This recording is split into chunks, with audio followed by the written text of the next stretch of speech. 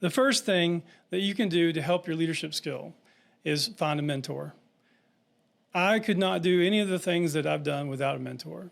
In my real estate book, I talk about the 5 people that I have on my team, and one of those was a mentor. I had several mentors, and 1 or 2 of them probably didn't even know that I considered them a mentor. I just asked them a bunch of questions.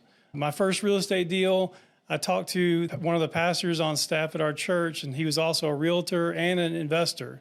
I talked to him for 3 or 4 years before I ever decided to pull the trigger and invest in real estate. He meant so much to me, and all of his patience and kindness and how he showed me and talked to me and told me what to do and when to do it. And even on the first purchase, he was the first person when the water heater didn't work, he came and tried to help me fix that. And I had no obligation to do it. He just, because he wanted me to succeed, he helped. And I just appreciate him so much. He's since passed away, but he's been such an impact on my life, and I'm sure many others.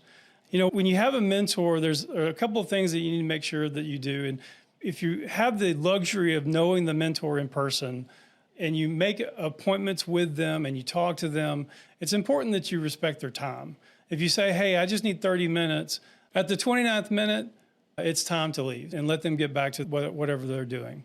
Another thing with the mentors, I bugged and bugged and bugged Pastor Darrell, that was his name, about real estate for years. And then finally he told me, Brandon, at some point you're gonna have to pull the trigger. You're going to have to put an offer on a house. You're gonna have to buy something. And that told me that when you talk to mentors, you have to take their advice. There was a couple of years ago, actually it's been more than 10 years ago, that there was a guy that would come to our church, and he told me, he said, I really want to get to know you. I want to be, I want you to speak into my life. I want you to do all this. And then when he asked me for my advice and I shared it, he just ignored it.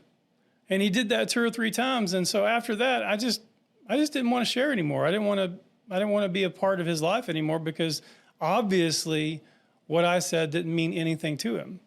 So if you have a mentor and they're sharing their advice, at some point you're going to have to pull the trigger. You're going to have to take their advice.